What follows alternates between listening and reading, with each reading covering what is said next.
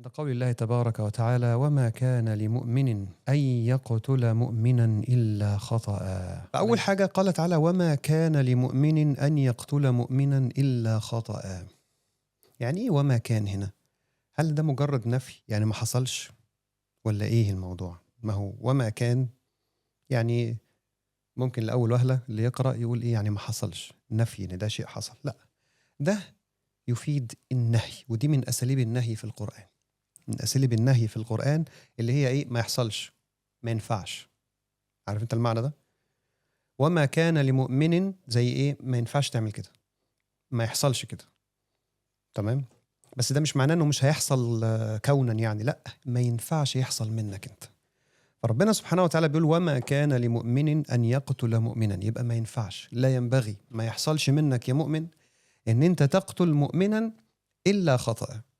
طيب الاستثناء هنا هل يفيد يعني ينفع تقتله خطأ؟ يعني تعالى نمشي مع الاستثناء تاني كده ونحاول نفهمه باللهجة البسيطة بتاعتنا. وما كان لمؤمن أن يقتل مؤمنا إلا خطأ. هل نقول ما ينفعش مؤمن يقتل مؤمنا لكن ينفع يقتله خطأ؟ يعني ينفعش عمدا لكن ينفع خطأ. هل تتفهم كده؟ ينفع وعادي ويجوز وينفع الناس تموت بعض خطأ؟ طبعا لا. في حاجة هنا اتكلمنا عليها قبل كده وبنشرحها تاني وعايز نفهمها في اللغة العربية بشكل عام في سياقات القرآن بشكل خاص، اللي هو بيسموه الاستثناء المنقطع. الاستثناء المنقطع ده عشان تبقى فهمه بشكل أسهل حط مكانه كلمة لكن، تلاقي السياق كده بقى أسهل علينا نفهمه. يعني حط في النص كلمة لكن، هتلاقي الموضوع بقى إيه؟ بقى أسهل كتير. فنقولها تاني: وما كان لمؤمن، يعني ما ينفعش لمؤمن أن يقتل مؤمنا إلا خطأ، يعني لكن خطأ. ولما نقول استثناء منقطع معناها إنه ما بياخدش جميع الأحكام في الجزء اللي قبليه. كما قال تعالى مثلا إيه؟ لا يسمعون فيها لغوا ولا تأثيما إلا قيلا سلاما سلاما. طب وهي سلاما سلاما تابعة لكلمة اللغو والتأثيم؟ يعني هل سلاما سلاما هي اللغو والتأثيم؟ طبعا لا. أمال إيه المعنى؟ لا يسمعون فيها لغوا ولا تأثيما ولكن يسمعون سلاما سلاما. كده اتفهمت وبقت جميلة قوي، وده السياق اللي احنا ممكن نستخدمه في حياتنا. خلاص، فلما تحط لكن هنا يبقى في رابط بين الجزء الأول والجزء الثاني، ولكن مش في جميع الأحكام. يعني مش معنى كده إن الأخير اللي هو المستثنى ده جزء من المستثنى منه الأولاني. خلاص؟ لا يسمعون فيها لغوا ولا تأثيما لكن يسمعون شيء آخر، هو إيه؟ سلاما سلاما. وما كان لمؤمن أن يقتل مؤمنا خالص، ما ينفعش، ولكن قد يحدث إيه؟ خطأ. مش معناها ولكن ينفع أو يجوز، لا، معناها ولكن قد يحدث إن يكون إيه؟ خطأ. قال تعالى: وما كان لمؤمن ولا لمؤمن أن يقتل مؤمنا إلا خطأ. يعني ولكن خطأ كان له، هنا مش معناها يعني يجوز، ولكن إيه؟ قد يحدث خطأ. طب ولو حصل هيحصل اللي جاي ده. محتاجين بقى نفهم يعني إيه خطأ يا شباب، ونشوف بقى هنا جمال الشريعة الإسلامية في حفظ الإيه؟ في حفظ النفس. احنا قلنا إن الشريعة الإسلامية كلها كده جاية تحمي شوية حاجات. لو جينا مسكنا جميع الأحكام الشرعية في الفقه الإسلامي أو في القانون الإسلامي بشكل عام بتحمي شوية حاجات. كل الأحكام بتدور في الحاجات دي. أي حاجة حلال أو أي حاجة حرام تلاقيها معمولة، ربنا سبحانه وتعالى مشرعها والنبي صلى الله عليه وسلم مأكد عليها عشان تحمي حاجة من الحاجات دي. يا تحمي دينك، يا تحمي نفسك، تحمي عقلك، تحمي نسلك، وتحمي العرض والمال. هم 5 حاجات اللي بيسموها مقاصد الشريعة بشكل عام. هنا احنا بنتكلم عن حفظ الايه؟ حفظ النفس. ايه بقى القتل الخطأ علشان حياتنا تتظبط؟ بص يا شباب، القتل الخطأ ده هو ان انت تكون غلطت، مش قاصد القتل ولا قاصد حتى الإيذاء، بس انت غلطت.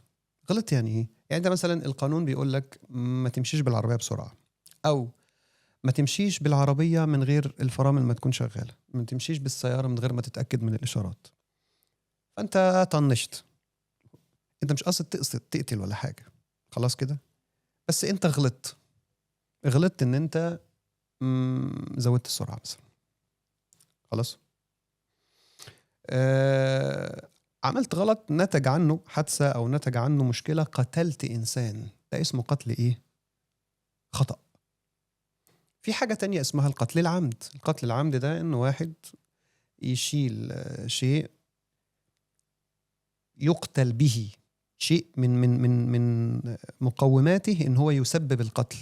واحد بقى ماسك سكينة ولا ماسك سلاح، ده بيقتل وراح قتل واحد بيه، ده اسمه قتل إيه؟ عمد. في حاجة في النص كده في الشريعة الإسلامية اسمها شبه العمد. في حاجة في النص في الشريعة اسمها إيه؟ شبه العمد. إيه بقى شبه العمد ده؟ شبه العمد اللي هي لا هو خطأ ولا هو عمد. قول لي يعني إيه؟ الخطأ واحد ما فيش في دماغه أصلا قتل، بس هو أخطأ فتسبب في قتل إنسان. العمد رايح مباشرة مركز مرتب مع آلة أو مع شيء هيستخدمها. اللي في النص بقى شبه العمد ده اللي هو إيه؟ اللي هو واحد بيضرب التاني بشيء لا يقتل في العادة. يعني لا يقتل العادة، بيديله بالقلم مثلا، ضربه بالقلم، أو في إيده مثلا صوت عصاية صغيرة خالص ما بتقتلش، ما بتعملش أي حاجة، يعني ممكن تجرح بس، لكن على حظه لسه بيضرب حد بيها موته. يبقى هو استخدم شيء ليس من أسبابه القتل المباشر، وهو مش قاصد يقتل ولا شيء، خلاص كده، فبيضربه بيه راح قتله. خلاص، ده اسمه إيه؟ شبه عمد. لكن العمد إن هو يستخدم آلة معروفة إن استخدامها يقتل يريد القتل، ده العمد. شبه العمد إنه يستخدم آلة أو شيء ليس من أسبابه إن هو يقتل، زي ما قلنا صوت بيضربه صوت كده ولا حاجة بيجلده، ولا بيضربه بعصاية خفيفة موتته، شبه عمد. خطأ، ده خطأ محض، هو لا قصد يضرب ولا قصد يعمل ولا قصد أي حاجة خالص، هو ماشي بالسيارة بينقل غلط، خد إشارة غلط، راح مموت واحد، فهو أخطأ فموت واحد. ده اسمه القتل الإيه؟ اسمه القتل الخطأ يا شباب. أحكامه إيه بقى في الشريعة؟ ببساطة، وهنمشي مع الآية علشان نفهم أحكامه، وفي شوية تفاصيل كده مهمة محتاجين نركز فيها إن شاء الله علشان نفهمها. قال تعالى: وما كان لمؤمن أن يقتل مؤمنا إلا خطأ. ما ينفعش، ما يحصلش، ما تقعش من مؤمن أنه يقتل مؤمن أبدا، ولكن قد يحدث خطأ. قال تعالى: ومن قتل مؤمنا خطأ فتحرير رقبة مؤمنة ودية مسلمة إلى أهله إلا أن يصدقوا. يبقى إيه الحكم في القتل الخطأ يا شباب؟ عليه تحرير رقبة مؤمنة، دي بيسموها الكفارة، وعليه الدية. يبقى عليه دية وعليه الكفارة بتاعته اللي هي تحرير رقبة مؤمنة. وهنا في الآية دي فيها نص على إن تحرير العبد أو الرقيق هنا لازم يكون مؤمن في موضوع القتل بالذات. لكن لما نيجي على كفارة الصيام أو كفارة اليمين كان فيها بشكل عام عتق رقبة. في بعض العلماء قالوا إن جميع عتق الرقاب اللي موجود في الأحكام الشرعية تبقى مؤمنة. فريق تاني من العلماء قال لأ، الآية اللي فيها مؤمنة تبقى مؤمنة، والآية اللي تركت عامة تبقى عامة، والموجود يطلع. يعني سواء أعتقت رقبة مؤمنة لو موجودة، أعتقت رقبة غير مؤمنة لو موجودة. طب إيه لازمتها؟ هتستفاد إيه لما تعتق رقبة غير مؤمنة؟ ده من تشوف الشريعة بشكل عام لعتق الرقاب، ده رقم واحد. تاني حاجة إن قد يكون له فوائد أخرى، إن الرجل يحب الإسلام ويحب المسلمين لما تعتق رقبته، وإنه يقدر يتحرك في الدنيا بشكل عام. فلذلك بعض العلماء قالوا إن الأحكام الشرعية اللي فيها كفارة في عتق الرقاب زي الصيام وزي كفارة اليمين مثلا، ممكن تطلع فيها عبد غير مؤمن، وده أيضا من محاسن الشريعة. لكن هنا في الباب اللي احنا فيه الآية واضحة خلصانة مباشرة، بتتكلم عن عتق رقبة لازم يكون مؤمنة. قال تعالى: فتحرير رقبة مؤمنة ودية مسلمة إلى أهله إلا أن يصدقوا. الدية هنتكلم بقى في الموضوع هنا شوية يا شباب. الدية قد إيه؟ دية القتل الخطأ دي جاية في أحاديث عن النبي صلى الله عليه وسلم، وجاية في آثار عن الصحابة. وفي الدية نوعين: في دية مخففة اللي هي دية القتل الخطأ، وفي دية مغلظة اللي هي دية قتل شبه العمد.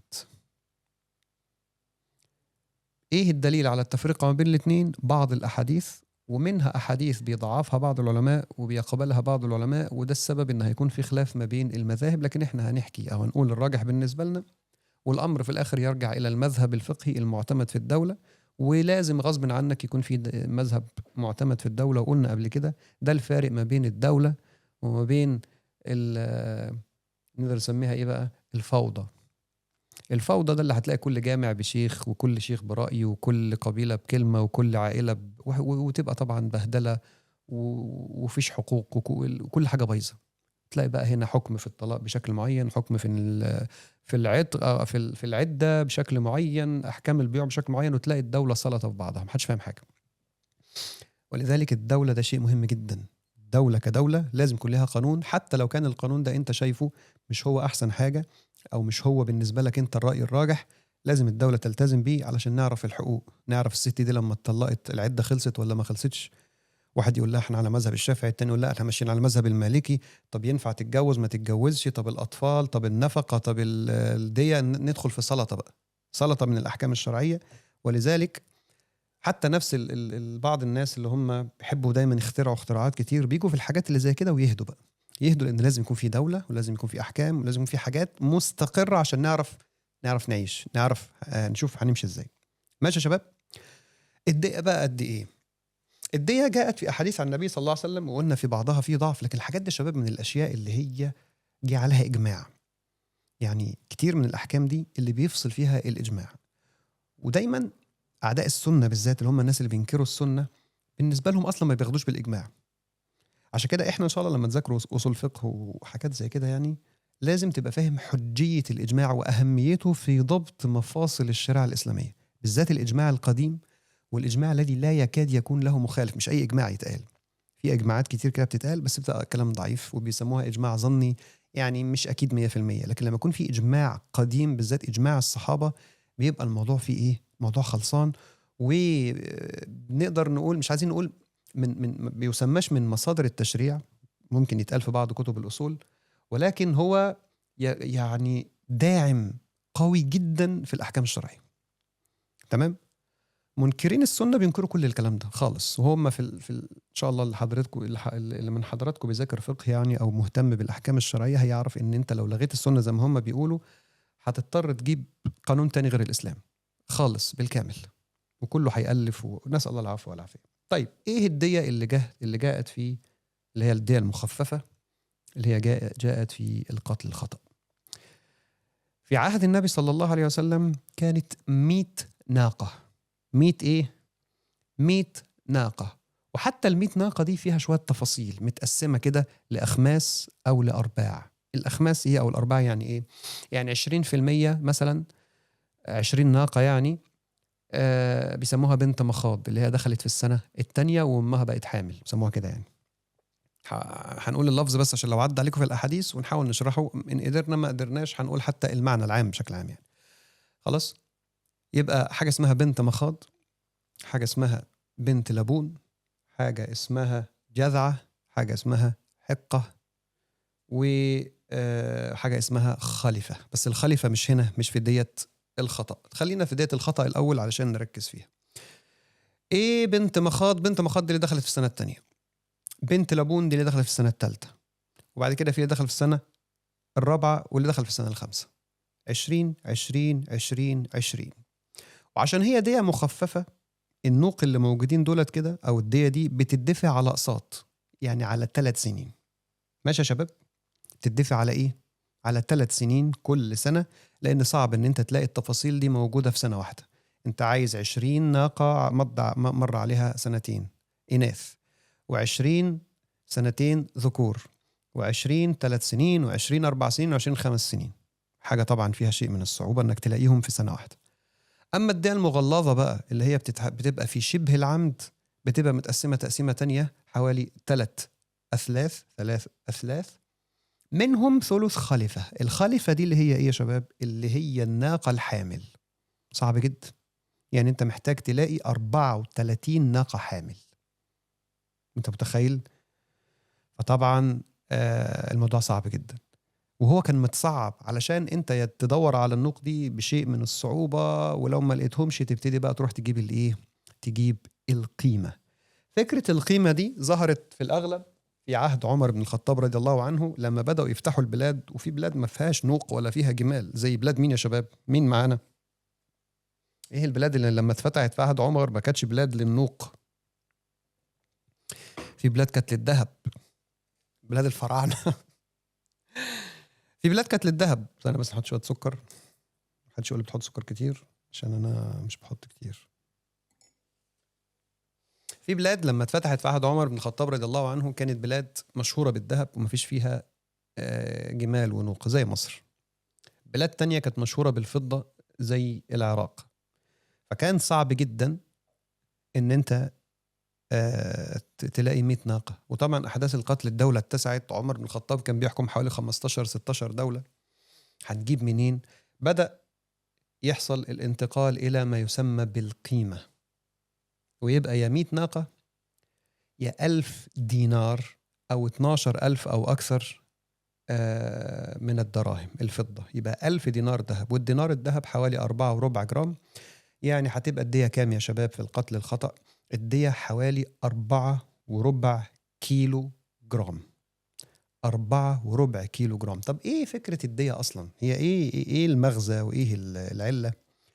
المغزى طبعا اول حاجه ان انت دلوقتي ده من تكريم بني ادم. ما ينفعش يعني ان انت تستهبل وتقعد تخطأ وتكسر القوانين وتمشي بسرعه وتقعد تمسك العربيه بقى، تقعد السياره بتاعتك تيجي من اليمين للشمال، تمشي المساحات مش شغاله، الاشارات مش شغاله، الفرامل بايظه، وتقول هذا نجرب. لا، تجرب تموت واحد في مره، اهلك او عيلتك او العاقله زي ما هنتكلم يدفعوا الديه يلموك. ما هو الإسلام فيه فكرة الكبير وفكرة العاقلة، وده اللي هنيجي ليه دلوقتي. بعد ما قلنا إن هم 100 ناقة بالصفات اللي قلناها، وقلنا إن القيمة 1000 دينار ذهب أو 12,000 درهم فضة على حسب المكان اللي أنت موجود فيه.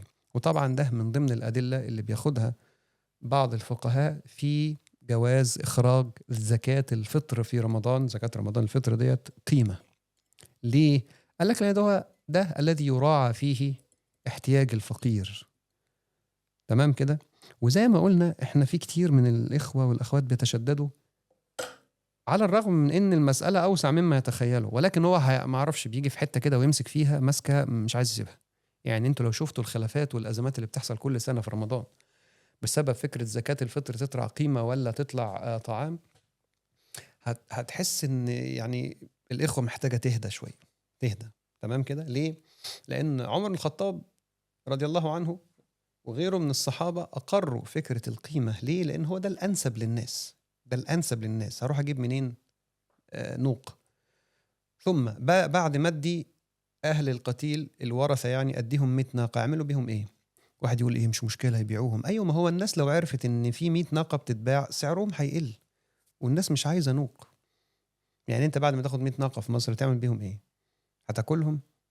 هبيعهم. هتبيعهم بسعر رخيص، بسعر قليل. في مصر في الوقت ده ما كانش النوق ليهم أهمية كبيرة، مش زي مكة والمدينة مثلا يعني واليمن وكده. تمام. تاني يبقى الحصول على الجمال صعب، ثم التصرف فيها صعب، مش هستفيد منهم الاستفادة الجيدة، فالموضوع عدل إلى الذهب. ولذلك بعض العلماء يقولوا إيه في زكاة الفطرة أيضا نذهب إلى الأحظ والأنسب للفقير. تمام. هتديله طعام في العيد، ما هو عايز يجيب لبس، ماشي، هو مش عايز طعام، هو عنده كفاية. يعني عنده كفاية لحمة، أو عنده عفوا تمر، أو عنده كفاية قوت البلد اللي موجود. تاني حاجة الحاجة اللي بتجيله كتير مش عارف يخزنها، ولو حب يبيعها هيبيعها برخص التراب، فأنت كده أصلا بتضيق عليه. ولذلك وده رأي ابن تيمية نفسه. العجب إن ده رأي ابن تيمية أخذ فيها رأي الأحناف من مسألة الإيه من مسألة إخراج زكاة الفطر قيمة، وتدي الفقير المساحة ان هو يشتري بقى اللي هو عايزه، يشتري بقى لحمة، يشتري هدوم، يشتري ملابس، يشتري كتب، اللي هو عايزه يشتريه. لانه هو ممكن يكون فقير ما يقدرش يخزن الاكل اللي انت بتديهوله. طبعا واحد يقول هو لو فقير بجد كان نفع معاه الطعام. لا، بينفع مش هيتخزن، هيترمي. فانت ايه الفايدة؟ يعني ايه كل الناس تديله رز رز رز او فول او تمر تمر تمر تمر، كل اللي عنده في البيت تمر؟ هذا طبعا مش الأحظ للفقير. يبقى الدية 100 ناقة متقسمين 20 إناث عندهم سنتين دخلوا في السنة الثانية، 20 ذكور دخلوا في السنة الثانية 20 ثالثة، 20 رابعة، 20 خمسة، وبيدفعوا على 3 سنوات. عشان كده اسمها دية مخففة بتاعة القتل الخطأ. قتل شبه العمد بتبقى الدية مغلظة، فيها 34 ناقة حامل وبتدفع دفعة واحدة وليست على إيه؟ وليست على أجزاء. مين بقى اللي بيدفع الدية؟ من الحاجات اللي في الشريعة أنا بعتبرها شيء جيد جدا وجميل جدا، يعني إن في القتل الخطأ الشريعة وضعت الدية على العاقلة.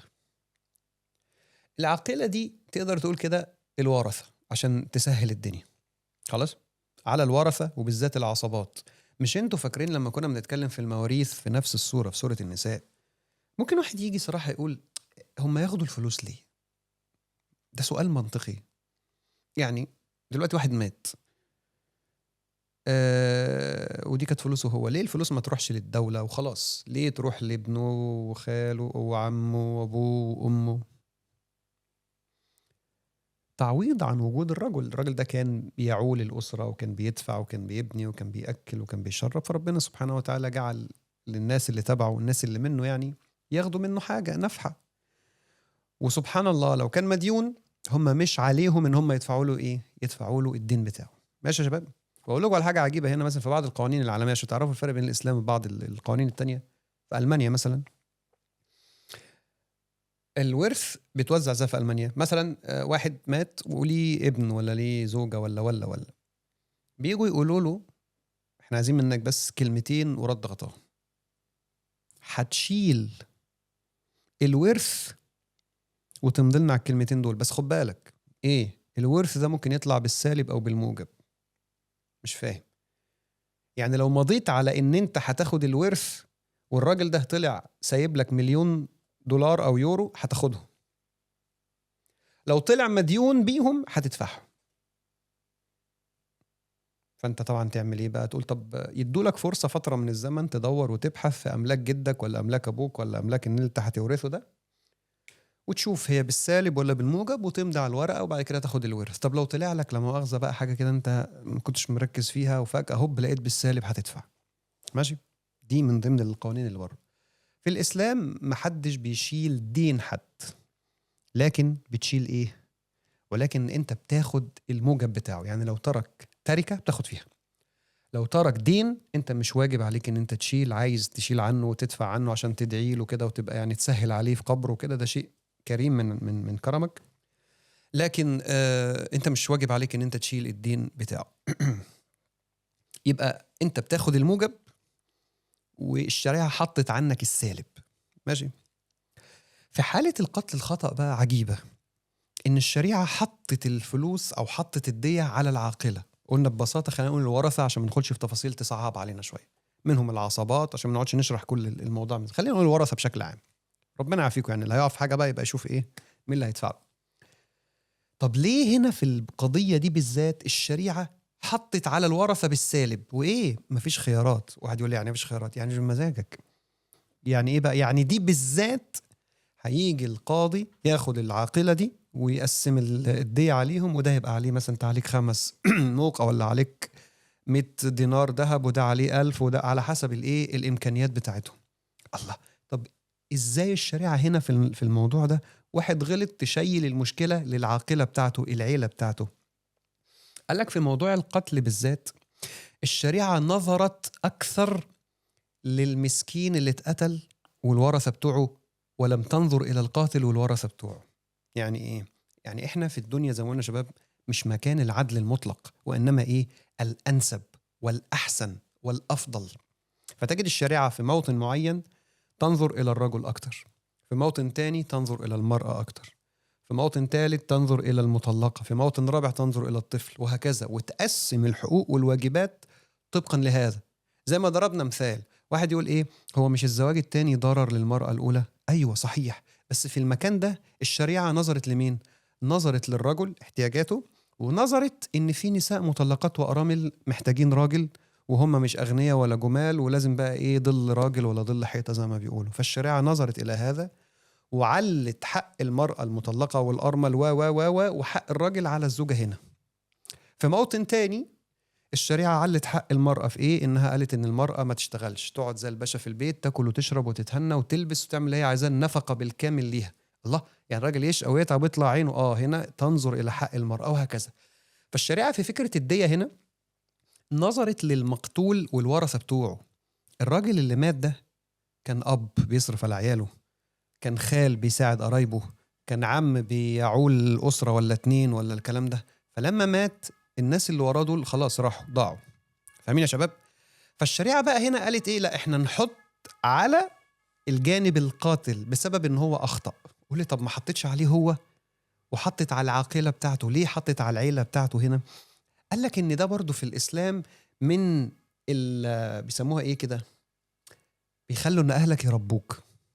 إن هي المشكلة مش إن أنت بس مش أنت فقط ترتدع في نفسك، لأ لازم كمان أهلك يضغطوا عليك شوية. قرايبك اللي هيدفعوا الفلوس بسببك دولت يقولوا لك بقى بعد إذنك بقى تسوق عدل بقى، وبعد كده تلتزم بالإشارات المرورية وما تهبلش وانت سايق، يساعدوك إن أنت ترعوي. دي حاجة. تاني حاجة، علشان في كثير من الأحيان الراجل ده معهوش فلوس، مش هيكمل الفلوس اللي معاه، يعني فلوسه مش هتكمل. ولذلك حتى بعض العلماء بيقول إن الدية نفسها بتتوزع، هو بيدفع التلت والباقي العاقلة بتدفع التلتين. فسواء ده أو ده المهم العاقلة هتشيل حاجة. خلاص ليه؟ لأن برضو الشريعة بتنظر للراجل المسكين اللي مات ومين وأهله، عايزين له فلوس، عايزين له تعويض، عايزين له حاجة. بس يعني زي ما بيقول كده المصريين مش هيبقى موت وخراب ديار. الموت الناس دقوه، خلاص الراجل مات بسبب تهورك، بسبب سرعتك، بسبب هبلك، ماشي؟ ما يبقاش بقى كمان خراب ديار. يعني ايه؟ يعني مش هيبقى الراجل مات وعياله اتشردوا، لا. لما تديله انت ما يعادل 4 كيلو وربع ذهب، يبقى انت كده بتعمل ايه؟ يعني بتواسيهم، بيسموها كده ايه، من باب المواساة. فهو الراجل اللي قتل خطأ مش هنقعد نستنى كتير معاه فلوس ولا معهوش، احنا نجمع العاقلة بتاعته والقاضي يحط عليهم الفلوس بمزاجك لا مش بمزاجك. انت غني، انت تطلع 1000 دينار، انت فقير، يعني نقدر نطلع منك. ويفضل يقسم الموضوع على مين؟ على العاقلة، بحيث يطلع منهم 4 كيلو وربع ذهب على مدى 3 سنوات متقسمين ايه عليهم. ما قدروش او معهمش او ما دفعوش، خلاص ممكن بقى يبقى منين؟ يبقى من بيت المال، او على حسب المذهب المعتمد، سواء بقى من الصبر فنظرة الى ميسرة، او الاخذ من بيت المال علشان يعوضوا الناس اللي اتقتل لهم القتيل. جبنا منين الدية على العاقلة دي؟ الدية على العاقلة دي جاية من بعض الأحاديث، وجاية أيضا من الإجماعات المستقرة عند أهل العلم. العاقلة دي ده النص من كلام النبي صلى الله عليه وسلم في حديث معين. الحديث ده فيه إيه؟ في عدة روايات، وركزوا كده. منها رواية إن راجل كان متجوز 2، واحدة حامل والتانية مش حامل، غاروا من بعض، اتخانقوا مع بعض، راحت الست ضربة الحامل بحجر، راحت في رواية قتلتها وقتلت جنينها، وفي رواية قتلت الجنين بس. يبقى 2، نسأل الله العفو والعافية، ضراير زي ما بيقولوا. واحدة منهم كانت حامل والتانية مش حامل، المهم غاروا من بعض، اتخانقوا مع بعض، راحت واحدة شايلة حجر وحتفاه على التانية، موتتها وموتت مين؟ وموتت الجنين. فقضى النبي صلى الله عليه وسلم في الجنين بغرة. غرة اللي هي ايه؟ عبد يعني. خلاص كده ان هو ان العاقلة تدفع غرة، تدفع قيمة عبد، ماشي؟ وبالنسبة للمرأة اللي ماتت أيضا هيبقى ليها الدية، هتدفعها المرأة التي قتلتها، والعاقلة هي اللي هتدفع. ماشي يا شباب؟ طب هنا قتل عمد ولا قتل إيه؟ لا ده مش عمد، ده اسمه إيه يا شباب؟ شبه عمد. ده ما يبقاش فيه خطأ. ليه؟ لأن هي مسكت آلة ضربتها بها، تقصد الضرب. مش هيكون قتل عمد لأن هي آلة لا تقتل في الغالب، حجر عادي صغير، ماشي كده؟ لكن لقدر الله تبارك وتعالى الحجر جه في مكان حساس، في مكان قاتل، موت الجنين وموت الايه وموت المرأة. قتل شبه عمد، هيبقى المرأة عليها الدية. فواحد من العاقلة، النبي صلى الله عليه وسلم في الحديث ده قضى بالدية على العاقلة، يبقى هو ده قلنا الدليل ومعاه الإجماعات الكتير. جه واحد بقى من اللي عليهم دفع الدية، اللي هو قال ماشي، يعني بالنسبة للمرأة اللي ماتت هندفع الدية بتاعتها، لكن بالنسبة للجنين أدفع دية الجنين ليه؟ جنين يعني مش بني آدم، لا اتكلم ولا شرب ولا قال ولا حاجة خالص، أدفع فيه فلوس ليه؟ فقال، راح قال بقى إيه الكلمتين دول؟ قال كيف أغرم من لا شرب ولا أكل ولا نطق ولا استهل، فمثل ذلك يطل. قالها كده على فكرة، يعني قالها بالسجع ده. كيف أغرم من لا شرب ولا أكل ولا نطق ولا استهل، فمثل ذلك يطل يعني يهمل يعني.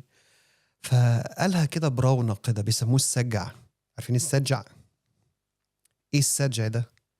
السجع ده حاجة كده، جزء علم من علوم البلاغة. البلاغة انك توصل المعلومة بتاعتك عن طريق الكلام، توصلها بشكل جيد. جوه علم البلاغة ده علوم معينة، منها حاجة اسمها علم المعاني، علم البيان، علم البديع. البديع اللي هو تخلي الكلام كده طالع طعمه حلو، فاهم، شكله جميل، تحسنه. منها السجع ده اللي انتوا بتشوفوه في الشعر كده، وفي تلاقي الكلام بينتهي بقافية واحدة كده، ينتهي بشكل واحد، ينتهي بشكل واحد، ينتهي بشكل واحد.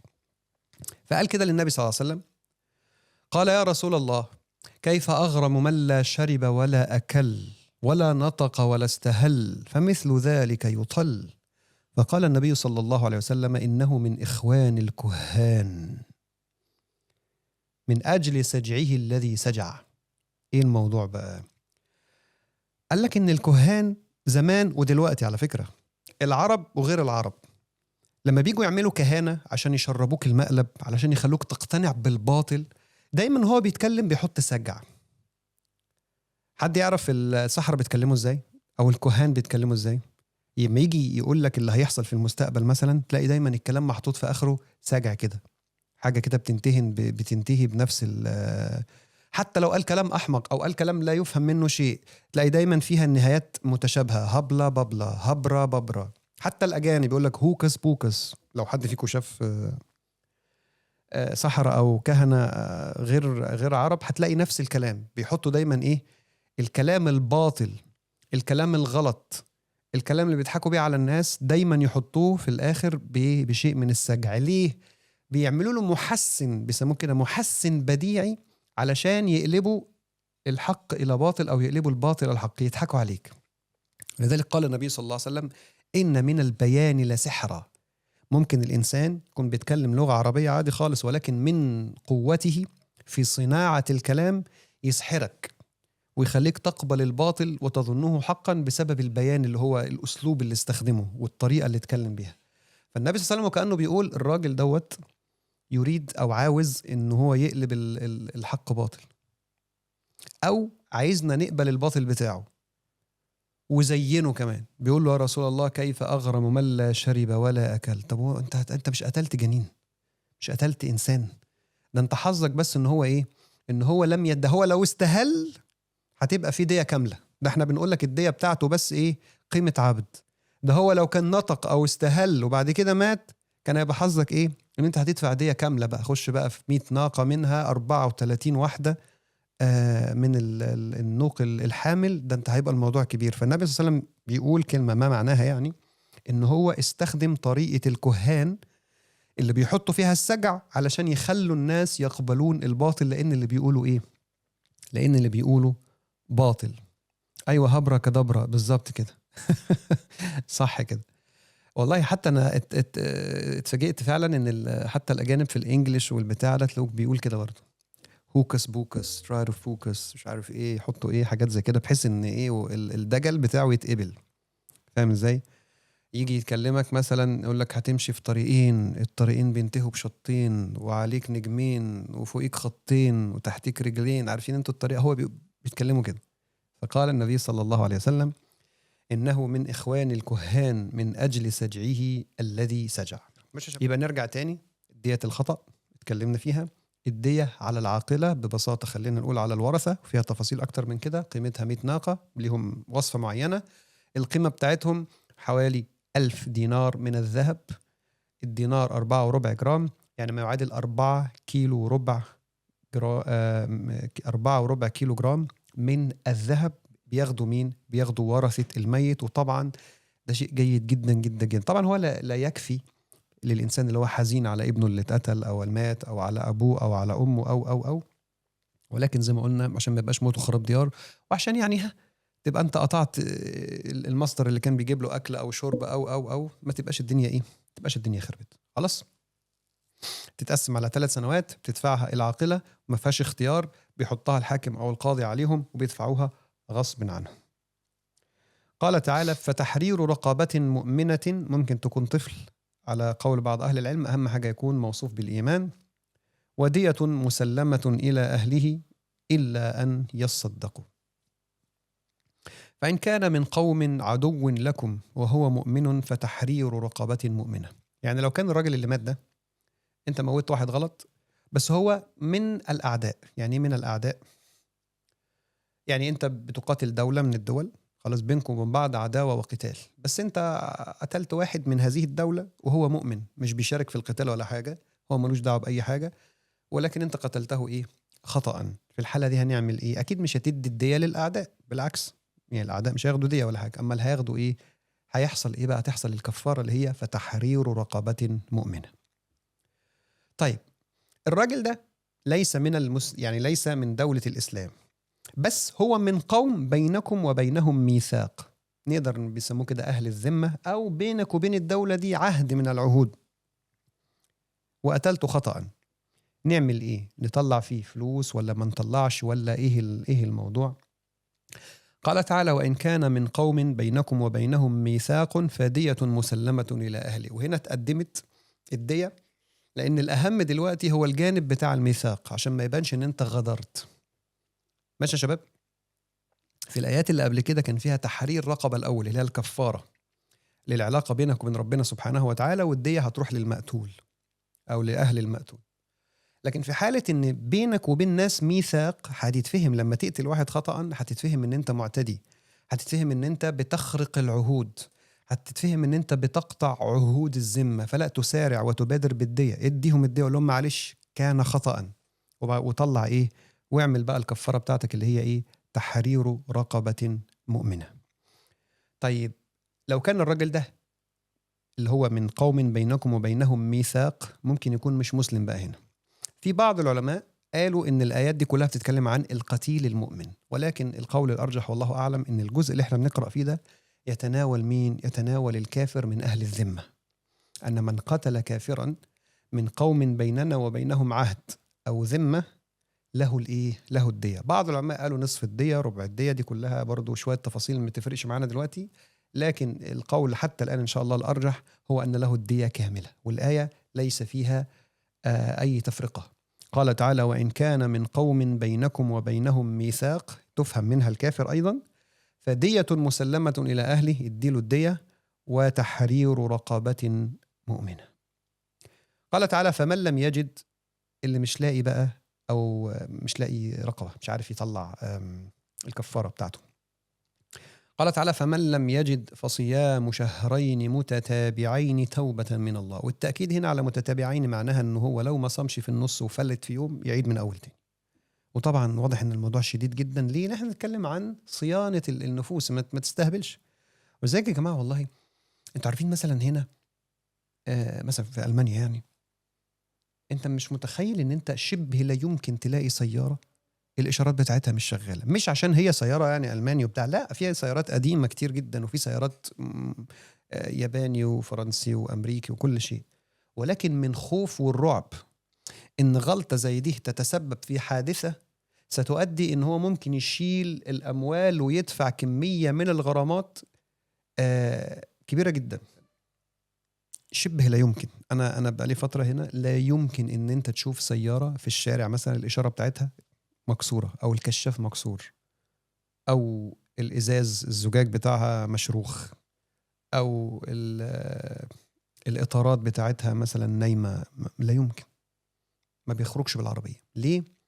لأنه لو خرج قلنا وتسبب في حادثة، مش شرط مقتل حد، يعني حادثة، بيتغرم كمية غرامات ممكن ترجعه اقتصاديا كم سنة لورا، 5 سنين لورا. فعشان ما يوقعش في الغلط إن هو يأذي حد أو يكسر حاجة أو يقتل حد أو بقول لك لا يمكن يا شباب. مش عشان السيارة ألماني، هنا في كل الأنواع، في السيارة الأمريكي والفرنسي والياباني وكل شيء. والله زي ما بكلمكم وأقسم بالله على كده، أنا ما رأيت في هذه البلدة من ساعة ما جيت فيها سيارة قديمة أو حديثة فيها إشارة من الإشارات مكسورة، كشاف مكسور، زجاج مشروخ، مراية من المرايات مكسور. لا يمكن، لا يمكن. ليه؟ عشان عارف اللي هيحصل له. أنا بقول لك إن الإسلام فيه كده من الأول أصلا، فيه مفيش هزار. أنت لو تسببت بالرعونة بتاعتك إن أنت أخطأت وتسببت في مقتل إنسان أو في إتلاف أشياء، في الإسلام ما فيش هزار، في قصاص، وفي بقى لو جرحت واحد شوف الجرح يسوي قد إيه، قطعت من جسمه حاجة صباعه ولا كسرت أسنانه، كل ده بيعديش في الإسلام. ولكن يعني قد يكون إن ده مش بيتطبق في بعض الأماكن بالشكل المطلوب، لكن هو كقانون موجود. التطبيق ده يرجع طبعا لقدرة الدولة وقوتها والحالة اللي احنا عايشين فيها، لكن الحمد لله والله الشريعة جيدة جدا وجميلة جدا للي يراجع فيها. فقال تعالى: وإن كان من قوم بينكم وبينهم ميثاق فدية مسلمة إلى أهله وتحرير رقبة مؤمنة فمن لم يجد فصيام شهرين متتابعين توبة من الله، ولو فصل منهم فوت يوم يعيد 60 يوم من أول وجديد. قال تعالى: وكان الله عليما حكيما. وكان الله عليما حكيما.